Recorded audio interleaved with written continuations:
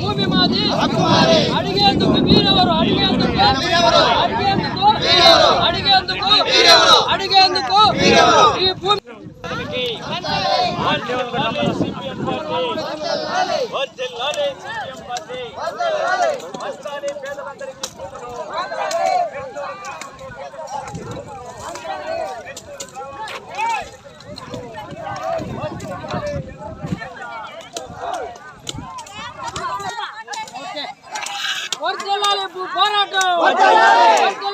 పోరాటం పేదలకు భూములు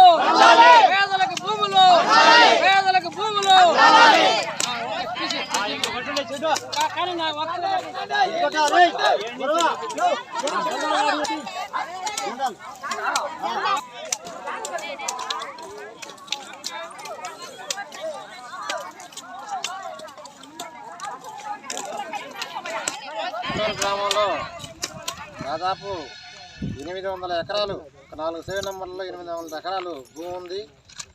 అయితే చేసుకునే దానికి సెంటు భూమి కూడా పేదోళ్ళకు లేదు.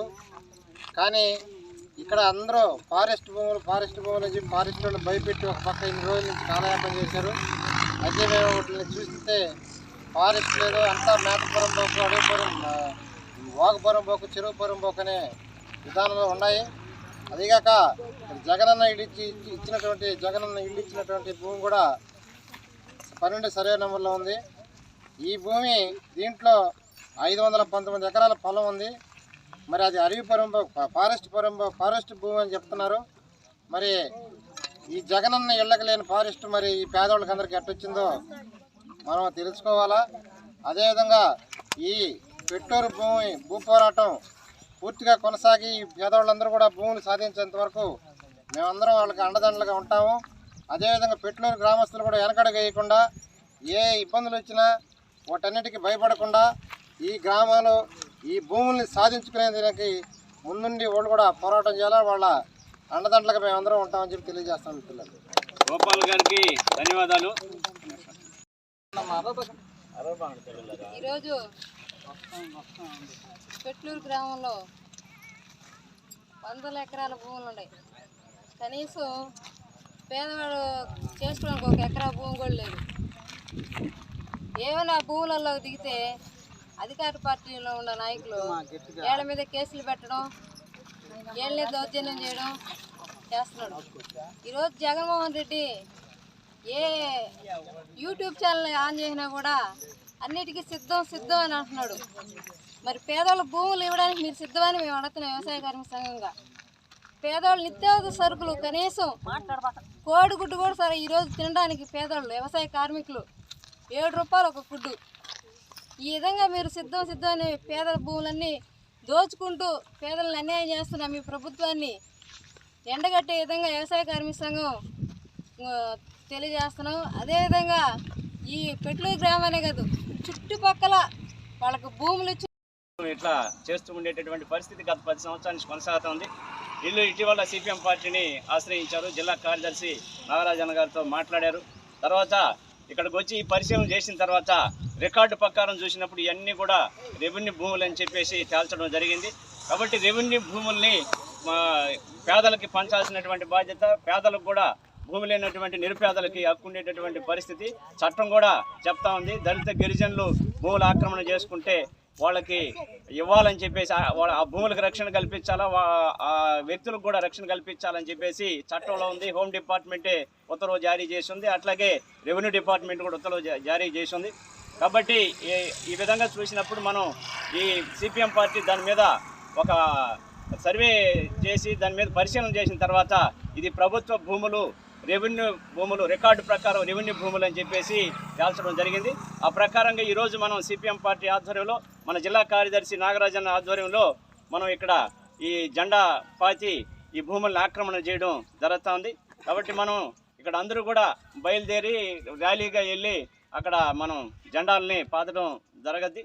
కాబట్టి ఇక్కడ మనం మీకు అందరూ కూడా అర్థం తెలుసుకోండి ఏంటంటే ఎవరు వచ్చినా కూడా ఈ భూమి మీద మనకు హక్కు కాబట్టి మనం కూడా పేదలమే కాబట్టి భూములు మనకు కూడా హక్కు ఉంది కాబట్టి ఈ భూమిలో ప్రసక్తి లేదనేటటువంటి పద్ధతిలో భూమి వచ్చేదాకా భూమిని సాధించుకునేదాకా మా పోరాటం కొనసాగిస్తుందని చెప్పేసి మనం ఎవరికైనా కూడా చెప్పాల్సినటువంటి బాధ్యత ఉంది. ఇప్పుడు మన పోలీసులు కూడా వచ్చినారు ఇక్కడికి, కానీ మన కోసం రాలేదు. ఇక్కడ రోడ్డుకి అడ్డం దూరం ఉండారు అని చెప్పేసి చెప్పారంటే ఎస్ఐ గారు అక్కడ పోయి రోడ్డు క్లియర్ చేయండి అని చెప్పారు. కాబట్టి అందువల్ల మేము వచ్చామని చెప్పి చెప్పడం జరిగింది పోలీసులు కూడా. కాబట్టి పోలీసులు కాదు, ఫారెస్టులు వచ్చిన ఫారెస్ట్ వాళ్ళ మీద కూడా మనం కేసు పెట్టాల్సినటువంటి పరిస్థితి. ఫారెస్ట్ ల్యాండ్ కానప్పుడు నువ్వు దీంట్లోకి వచ్చి ఎవరు ఏ రాజకీయ నాయకుడు చెప్తే పెత్తాందారుడు చెప్తే నువ్వు ఈ పేదవాళ్ళ మీదకి ఫారెస్ట్ వాళ్ళని పంపిస్తున్నామని చెప్పి అడగాల్సినటువంటి పరిస్థితి, వాళ్ళ మీద కూడా మనం కేసు పెట్టాల్సినటువంటి పరిస్థితి ఉంది. కాబట్టి వీటన్నిటిని కూడా అర్థం చేసుకొని మీరు మనం ఈ భూమిని సాధించుకునేదానికి గట్టిగా ఐకమత్యంగా ఉండి సాధించుకునేదానికి మనం అంతా కృషి చేయాలని చెప్పేసి మీకు సిపిఎం పార్టీ ఎల్లవెల్లగా అండగా ఉంటుందని చెప్పేసి నేను తెలియజేస్తున్నాను. ఇప్పుడు మన జిల్లా కార్యదర్శి మాట్లాడిన తర్వాత మనం అంతా ర్యాలీకి వెళ్ళి భూమిని ఆక్రమణ చేయడం జరుగుతుంది. మన జిల్లా కార్యదర్శి సిపిఎం పార్టీ తిరుపతి జిల్లా కార్యదర్శి నాగరాజన్న గారిని మాట్లాడవలసిందిగా కోరుతున్నాను. నాకు ఫోన్ చేసి మా సమస్య ఉంది, ఈ సమస్యని పరిష్కరించాలని చెప్పేసి నన్ను కోరడం జరిగింది. సరే, సమస్య ఎంతవరకు ఉంది, ఏంది, దీని లోతుపాతులు ఏంది అని చెప్పేసి నేను పరిశీలించిన తర్వాత ఈరోజు సర్వే నెంబర్ 1 అయితేనేమి 12 అయితేనేమి ఇక్కడ సర్వే నెంబర్లో ఇక్కడ దాదాపు 600-700 ఎకరాలు ప్రభుత్వ భూమి ఉంది. ఏమన్నా ఉంది కదా భూమి, మీకు అందరూ పట్టాలు తీసుకోవచ్చు కదంటే మాకు ఇబ్బంది ఉంది, మేము పోయి ఆడ దిగతానే ఫారెస్ట్ వాళ్ళు వచ్చి ఇబ్బంది పెడుతున్నారని చెప్పేసి ఆయన తెలియజేశారు. ఫారెస్ట్ వాళ్ళు ఇబ్బంది పెడితే రెవెన్యూ వాళ్ళు ఏం చేస్తున్నారని చెప్పి రెవెన్యూ వాళ్ళు లెటర్ ఇస్తున్నారు, ఫారెస్ట్ వాళ్ళు పట్టించుకోవడం.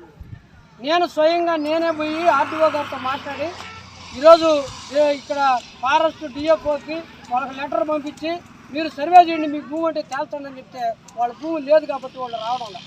ఎందుకంటే ఏమొచ్చి తేలుస్తారు ఏడా. కాబట్టి ఈరోజు నేను పోలీసు సోదరులు కూడా చెప్తున్నా, ఇక్కడ ఫారెస్ట్ వాళ్ళు వచ్చే హక్కే లేదు. ఈ ఎస్సీల మీద పేదల మీద ఫారెస్ట్ వాళ్ళు కానీ వచ్చి ఏమాత్రం మాట్లాడినా మేము కేసు పెట్టాల్సి వస్తుంది.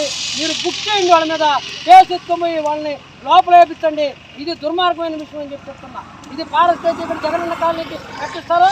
అందువల్ల ఇదే సర్వే నెంబర్లో ఈరోజు మనం పేదలు వేసుకుంటే మాత్రం ఫారెస్టా, నువ్వు మాత్రం ఆక్రమించుకొని కాంట్రాక్ట్లు ఇచ్చుకొని దానికి డబ్బులు మిగతావా?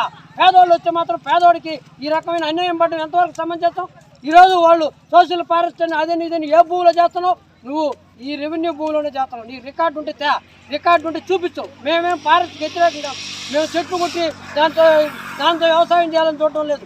మా రెవెన్యూ భూమిలో ఈరోజు పేదలకు హక్కు ఏమీ లేకుండా కూలీనాలు చేసుకొని ఇంత పేదరికంలో బతుకుతున్న మాకు ఇంత ఆదరవు ప్రభుత్వం చెప్తా ఉంది, భూములు ఇస్తామని చెప్పి. జగన్మోహన్ రెడ్డి గారు చెప్తున్నారు భూములు ఇస్తామని చెప్పి. మాకు భూమి లేకుండా మీరు అడ్డుకునేదానికి ఎవరు? మేము ఇక్కడ చెప్తున్నాం. ఇక్కడ రామ్కుమార్ రెడ్డి గారికి కూడా జిల్లా అధ్యక్షుడు వైఎస్ఆర్సీపీ వెంకటగిరి ఇన్ఛార్జి ఆయనకు కూడా తెలియజేస్తున్నాం, అన్న మీరు ఈ సమస్యల మీద చూడండి, మీరు వీళ్ళందరూ కూడా న్యాయం చేయండి, లేకపోతే మేము ఈ భూమిలోనే ఉంటాం, ఈ భూమిలోనే ఏదో ఒక రకమైన మేము సాధిస్తామని చెప్పేసి మనం చెప్పాలా. మీరందరూ మీ మీ మీ మీద వాళ్ళకున్న అభిప్రాయం ఏంటి? ఏమంటే మీరు ఇప్పుడు చెప్తున్నారు, మీరు కొంతమంది అన్నారు పోలీసులు.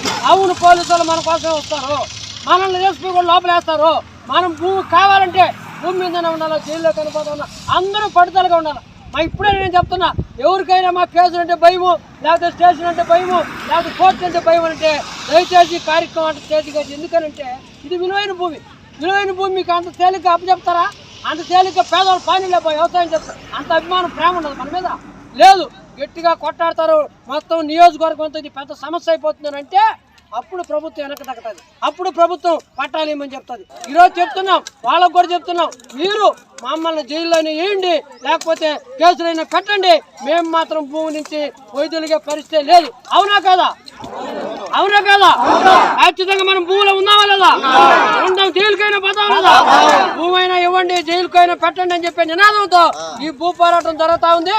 ఈ పేదలు, ఎస్సీ ఎస్టీలు, ఈ యొక్క మహిళలు ఈరోజు ఎన్ని రోజులు కూలి చేసుకొని బతకాలయ్యా? వీళ్ళ కాడ దయ్యాన్ని బతకాలయ్యా? మాకు కూడా గౌరవం కావాలి. మాకు కూడా ఒక బతుకు కావాలి, మా పిల్లలు కూడా చదువుకోవాలి, మాకు కూడా 10 రూపాయలు అప్పు కావాలంటే భూమి ఉంటేనే ఇచ్చే పరిస్థితి. అందువల్ల ఈ భూ పోరాటానికి సంబంధించి రాష్ట్ర ప్రభుత్వం కూడా సానుకూలంగా స్పందించాలి. ఆర్డీఓ గారు క్లియర్గా చెప్పారు, ఆర్డీఓ గారు కూడా చెప్తాం. ఈరోజు మనం అందరం కూడా ప్రవేశిస్తున్నాం, ఈ భూమిని స్వాధీనం చేసుకున్నాం. ఈ భూమి మనది, ఈ భూమి పేదలది, ఈ భూమి ఎర్రజెండా నాటి పేదోడు తప్ప ఇంకొకటి కాదు. కాబట్టి ఇక్కడ ఇళ్ల స్థలాలు కూడా మన పేదోళ్ళకి ఇవ్వకుండా చేస్తున్నారు. ఇది కూడా దుర్మార్గమైన విషయాలను కూడా మాట్లాడదాం. ఎవరు వస్తారో మాకు చూద్దాం. అందుకని మనం అందరం కూడా బయలుదేరి మీరందరూ ఒక చేత్తో కత్తి, ఒక చేత్తో ఎర్రజెండా పట్టుకోండి. ఇది ధైర్యం, ఇది మన రక్తంలో ఉండే జెండా. ఏదైనా కత్తి మన సదనం చేసుకునేదానికి అందరూ సామూహిక చేస్తాం. మళ్ళా గవర్నమెంట్ నిర్ణయించి మనం అందరం కూడా కొలతలేసి ఈ భూమిని పంచుకోవడం జరుగుతుంది. నేను మీకు అందరూ కూడా చెప్తున్నా, ఎవరు వచ్చినా మనం గొడవపడం, కానీ మనతో వచ్చి కావాలని మన నాయకులను ఎత్తుకొని పోవాలని మన నాయకులు మాత్రం బెదిరించేస్తే వీళ్ళందరూ పారిపోతారని చెప్పి అనుకున్నారు. మా నాయకులు ఒక్కరు కూడా జైల్లో ఉన్నా మేము బయటకు వస్తున్నామో మేము కూడా స్టేషన్ కాడికి వస్తామని చెప్పి మీరు శపథం కూర్చున్న రోజు వాళ్ళు భయపడతారు తప్ప ఇంకొకటి భయపడరు. మన అంగన్వాడీ వాళ్ళు దాదాపు 42 రోజులు ఏం చేస్తారు, ఆడబిడ్డలను సర్వేస్తే పోతారు అనుకున్నారు. ఎవరికి విజయవాడలో పోయి కూర్చుంటే ప్రభుత్వం భయపడి వాళ్ళతో రాత్రి ఈరోజు మున్సిపల్ వర్కర్లు బెదిరించినారు, మేము చెత్త చేస్తామన్నారు, మేము చేస్తామన్నారు. వాళ్ళు ఒప్పుకోలే, మాకు జీతాలు పెంచాల్సిందే, మా బతుకులు బాగుపడాల్సిందని చెప్పి గట్టిగా కూర్చున్న తర్వాత 14 రోజుల తర్వాత దిగొచ్చింది. అందువల్ల మీకు అందరూ కూడా విజ్ఞప్తి చేస్తున్నా, అమ్మ మన బిడ్డలకు భవిష్యత్తు ఉంది, వాళ్ళు బతకాలంటే మనకు భూమి ఉండాలా. కాబట్టి ఈ భూమి మంది కాకుండా వేరే వాళ్ళతో మనకు అవసరం లే. ఈ భూమి మంది, ప్రభుత్వ భూమి అంటే పేదలకు చెందాలా. కోనేరు రంగారావు కమిటీ సిఫార్సు చెప్పింది. రెండోది 9/77 యాక్ట్ చెప్తా ఉంది. ఇవన్నీ కూడా పేదవాళ్ళకు భూములు ఇవ్వాలని చెప్తుంది. కాబట్టి మనందరం కూడా భూమిలో పోయి మొదటి జెండా నాటి భూమిని స్వాధీనం చేసుకుని ఆ తర్వాత చెట్లు కొట్టే కార్యక్రమం ప్రారంభిద్దాం. కాబట్టి అందరూ కూడా రావాల్సిందిగా కోరుతా ఉన్నాం.